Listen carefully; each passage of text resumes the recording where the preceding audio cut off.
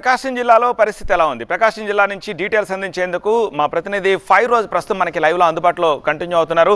Feroz morning నుంచి ప్రకాశం జిల్లా updates అందిస్తూ ఉన్నారు. సో ఇప్పుడు మీరు ప్రస్తుతం ఏ బూత్లో ఉన్నారు అండ్ అక్కడ ఓటర్ల చైతన్యం ఎలా ఉంది, పోలింగ్ సరళి ఎలా కొనసాగుతోంది?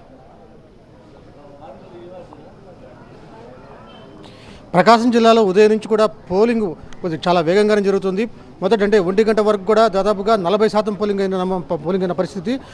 అంటే సాయంత్రం 6 గంటల వరకు మరో 40% కూడా పోలింగ్ నమోదయ్యే అవకాశం ఉంది. మొత్తం మీద 80% పైగా ఇక్కడ పోలింగ్ నమోదయ్యే అవకాశం కనిపిస్తుంది.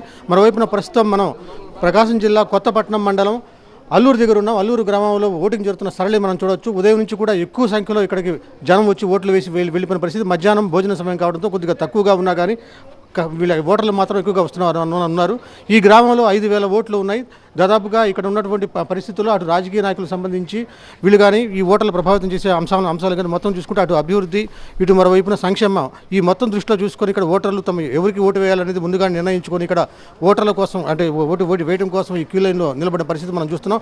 ఉదయం నుంచి అల్లూరు గ్రామంలో జనం భారీగా పోటెత్తారు.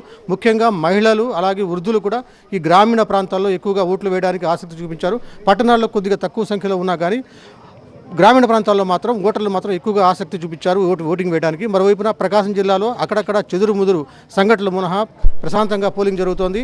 ఎర్రగొండపాలెం, దర్శి నియోజకవర్గాల్లో ఉదయం ఘర్షణలు చెలరేగాయి. సతగోడు గ్రామంలో ఇరు వర్గాలు రాళ్లు రువ్వుకున్నారు. దీంతో కొద్దిసేపు పోలింగ్ నిలిచిపోయింది. అక్కడ తర్వాత పోలీసుల జోక్యంతో ఇక్కడ పోలింగ్ కొనసాగిన పరిస్థితి. మరోవైపున ప్రస్తుతం ఇప్పుడు చీరాలలో గవినవారిపాలెంలో టీడీపీ వైసీపీ కార్యకర్తల మధ్య ఘర్షణ జరిగింది. ఈ ఘర్షణలో ఒక కారు కూడా ధ్వంసమైంది.